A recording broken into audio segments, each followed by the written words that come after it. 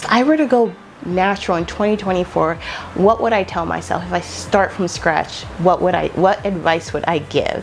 I am here to empower and encourage the most undervalued and underappreciated combination in the natural hair space, and that is type 4C, low density, and fine natural hair. At the end of this video, I'm going to be featuring 2 comments that I got on the community post where I asked the question, if you started going natural all over again, what would you do, or what would you have changed? And these 2 comments were definitely inspiring. So let's jump in. The first thing you want to do if you go natural in 2024 is to set realistic expectations. Your favorite influencer, I'm sorry, as beautiful as her hair might be to you, your hair is not going to come out looking exactly like hers. In fact, you may have a whole different texture and curl pattern altogether. So be prepared to learn about you, because as much as you may want that type 3 or the type 4A, 4B, more than likely you may have a different pattern. And so when that happens, when you go natural and you see your hair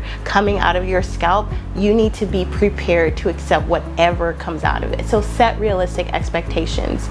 And there are no quick fixes in this journey, okay? Like, as much as I would like to tell you this is exactly how you're gonna get there overnight, there's no magical growth pill, there's none of those things. It is a journey, and it requires patience and you giving yourself the opportunity to explore and learn about your beautiful hair. Secondly, I think you should approach going natural by big chopping. I know that's going to be difficult for some of us, but transitioning to me is like handicapping yourself.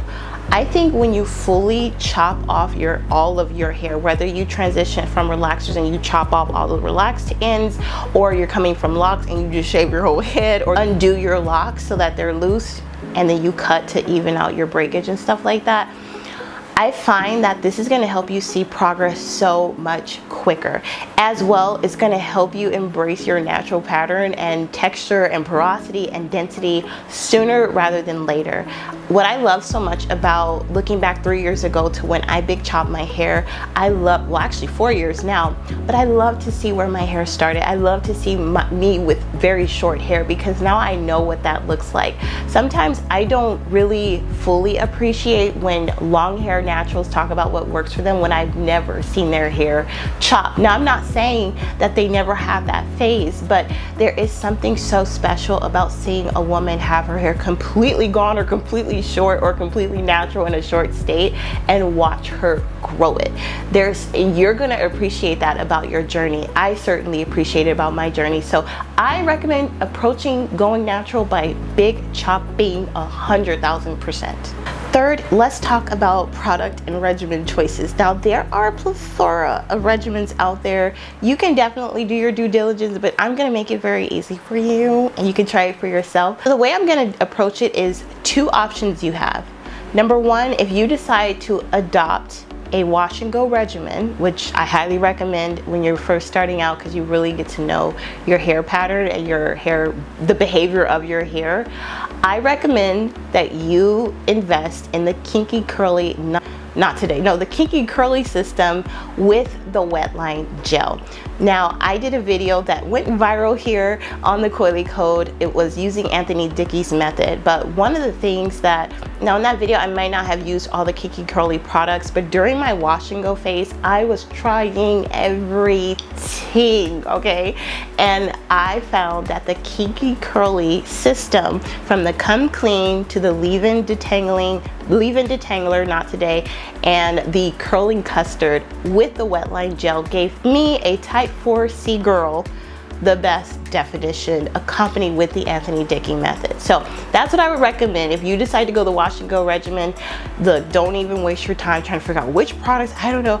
Kinky curly, hands down, with the wet line gel, hands down. Now, if you have an issue with, for example, ingredients, you may not like the wet line gel. There are other alternatives. I don't know, but because I never tried other alternatives, that one's always come in clutch for me. So that's what I recommend if you do a wash and go regimen. Now, if you decide to do a protective style regimen, my protective style choice, mini braids, hands down. But if you don't want to do mini braids, you can do mini twists, you can do I find that any of the braids twist that allows you to style your hair other ways will be the most efficient and also versatile, because if you like to style your hair, sometimes in like cornrows, you can't really do much with cornrows. They're stuck where they are. So I find that could make your journey very dull if you go with cornrows. But if you do any other style that allows you to style your natural hair, I don't recommend extension hair, I don't recommend weaves, I don't even recommend wigs, as much as I love all three. But I think for this journey to be the most beautiful, the most exhilarating and freeing journey, I think you really just need to master your natural hair. That's what I would have done looking back. For the product choice, you have two brands that I highly recommend. The second one, which comes in second place for me, is Mielle Organics. I find if you just grab a collection, a set from them, like don't get different products from each of their collections, just get one. For me, the pomegranate and honey line is the best of all of the Mielle Organic lines. Okay, so go with that, use their entire lineup, and then install your protective style, and then proceed as usual in terms of, you know, moisturizing it and so on. You'll figure that out. Coming in first place, which, oh, let me tell you, Camille Rose is that girl. So Camille Rose, any of their products, because I don't know if they do have collections like the lavender, the black castor oil, and shea bay one, but to me it is their original line. The curl moisture milk, the ginger, the sweet tea ginger rinse, the algae mask deep conditioner, or any of, even from their other collection where they had the leave-in honey, the latte, and as well as the herbal tea. Girl, I'm speechless when it comes to Camille Rose, but I find that they have a good lineup of products as well. That's who, I don't know, Camille Rose wasn't around when I went natural, but I'm just saying, if I went natural 24, I totally would go with Camille Rose. I find that their products are just so good for type 4C, low density, fine natural hair, as well as any porosity. So I love the curl moisture milk. You know, sometimes this makes me want to go back to just wearing my hair loose so I can just wash my hair once a week, but keep it very simple. If you decide to adopt a mini braid regimen, I find that it's just best to leave them in for about a month starting out. Start out with a month if that's what you want to do, but I think as you do it more often, try to stretch it all the way up to 3. No more than 3, okay? Because if you do 4, good luck. Number 4 is going to be your hair. Number 4 is your hair maintenance and strategy. So I'm not gonna really go too in depth with this. I made an entire video for you to steal my mini braid strategy, and you can click that video right here, and that will take you to explain how you do the entire mini braid regimen according as told by the Coily Code. Okay, so you may find other regimens out there, but again, this is what I would do if I went natural in 2024. Number 5, this is my personal hair trimming philosophy. I'm not saying you have to listen to me here, but it's gonna be pretty controversial. I would only trim once a year. So when I went natural before 2024, girl, I was cutting my hair every 3 to 4 months as the stylists tell you to. And even though I definitely saw my hair retain length well, I did not see my growth, and that is because I was cutting unnecessarily. So I decided to do this experiment and say I'm not gonna put any shears to my beautiful hair for 6 months. And I did. Then when I got to 6 months, I was like, let me go a little bit further. Let me go a little bit more. And I made it all the way to an entire year before I ever put shears on my ends, before I cut my ends. And even when I did not have to cut that much. Here's the truth. If you are not straightening your hair, you're not manipulating it all the time, you're not using dyes or chemicals or heat tools, or you're overstyling it and all that, you do not need to trim every 3 to 4 months. You don't have to. You don't need to. You can if you want, but you don't need to. I think I robbed myself of at least a good 6 inches just because I was following the advice of people who were giving advice to people who straighten their hair, wear their hair straight, or chemically dye their hair. If you're wearing protective styles 90% of the year, why do you have to trim? My hair has been in mini braids for a month now, okay? And I did film an update. If you like, you can click that video here. But I didn't do nothing to my ends, okay? They've been tucked away, and the littlest thing I do to them is apply shea butter, and that only helps them from breaking off. So there's no need to be doing all that. So if I went natural in 2024 and I didn't know where to start, first place, I would not even put any type of scissors near my hair. You don't need to. Number 6, documentation and tracking. So one thing I wish I had been more consistent with, and I mean consistent in the terms of having a same format of how I updated my journal. So I have an online journal. You can do an online journal, you can do a physical one, doesn't matter, or video or pictures, right? Just do the same thing each time you touch your hair. So for example, what I would have done if I were to go natural in 2024, anytime I touched my hair or dealt with my hair or bought things for my hair, I would immediately journal about it. But for length checks, I would do everything the same. So same picture format. If I'm gonna do straight on, right, left, back, if you want to do a t-shirt, you can do that as well. I find that that's hard to do when you're first starting out natural, because if your hair isn't long, it's going to be really hard to use a t-shirt. But no matter which way you do it, even if you decide to do it video style, do everything the same. I really honestly wish that I had been more consistent in the way that I did my documentation, because it's hard for me to find videos or pictures where I could compare. It's missed opportunity. But again, if you're gonna go natural in 2024, especially if you big chop, recommend that you come up with a system every 3 months. I wouldn't recommend every month because it's going to be like watching paint dry.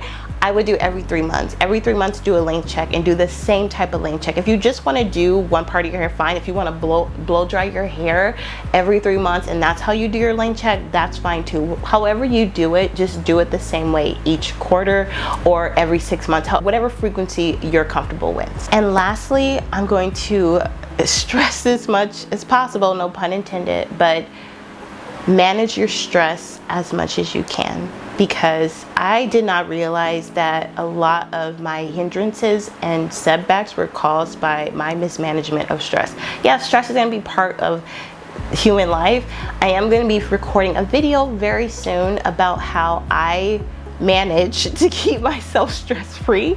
I think it also helps that I'm married to someone who never lets things bother him, so that also helps me. But I will tell you some practical things that I started doing before I got married and how I managed to keep myself as stress-free as possible, because stress attacks your body and also can cause a disorder called telogen effluvium, which is where you experience massive hair loss, and nobody has time for that when we're trying to grow our hair. So I'm going to be coming up with a video to really dig deeper into stress and how to manage it the best way that you can, and provide that feedback and that help if I can in some way. That's rude. This always happens when I start filming. A lot of noise. Any other day, it's quiet.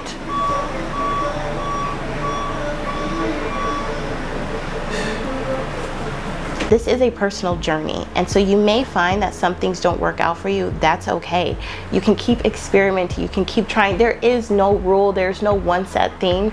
I find that a lot of people on the YouTube space likes to share their thoughts or their growth tips or their length retention recommendations as if it's Bible, or as if it's the end all be all, and I don't like that approach. It's kind of tone deaf in my opinion. I find that the best way to approach natural hair is to realize that it is personal hygiene. Grooming, all that stuff is so personal and so catered. So don't feel pressure to adopt anything that the professionals are saying, the licensed people are saying, the long hair influencers are saying. Do what works for your hair. You can take bits and pieces of everyone and what they're saying, try it for yourself, and then see if you want to adopt that as your go-to regimen. So even in my video, as much as I stand by every single point I made, at the end of the day, this is still your journey, and you still have to decide for yourself what works best for you. All right, so I want to pose a question to you, my dear audience, in terms of what would be your best advice for someone going natural in 2024? Because guess what? That would be different if we were going natural in 2023 or 2022 or way back when. For 2024, what would be your best advice for someone? And with that being said, I want to share two lovely comments from our Coily companions here, what they shared about what they would do differently if they went natural all over again. And I'm going to share them on the screen at the end of this video. But I just want to encourage you to embrace this journey. It's so fun. And if you need someone, if you need a space where your type 4C low density fine natural hair is loved, valued, and appreciated, subscribe to the Coily Co, because that's what we're about. I'm tired of people using type 4C in the tags and they don't have type 4C. I'm tired of people using low density in their tags and they don't have low density. I'm tired of people saying that they have thick hair and how to go from fine to thick in their tags when they already have thick hair. No, there's nothing we need to change about our combination of hair. We just need to learn to love it, embrace it, and watch it do its own beauty, have its own beauty. Because that's the thing, everybody's beauty is different. And that's okay. There's no one's better than the other. So we don't need to try to aspire to have thicker hair if our hair is naturally fine. We don't need to aspire to have high density hair when our hair is naturally low. We don't need to aspire to have type 4B, 4A, 3C, 3B hair when our hair is 4C. There's nothing wrong with it. Okay, I know some people don't care about the typing system, but I'm using it because we all understand it. So with that being said, again, if you liked this video, don't forget to thumbs up, subscribe if you're new, and don't leave without saying goodbye. And with that being said, here are the two lovely inspiring stories from our lovely Coily companions.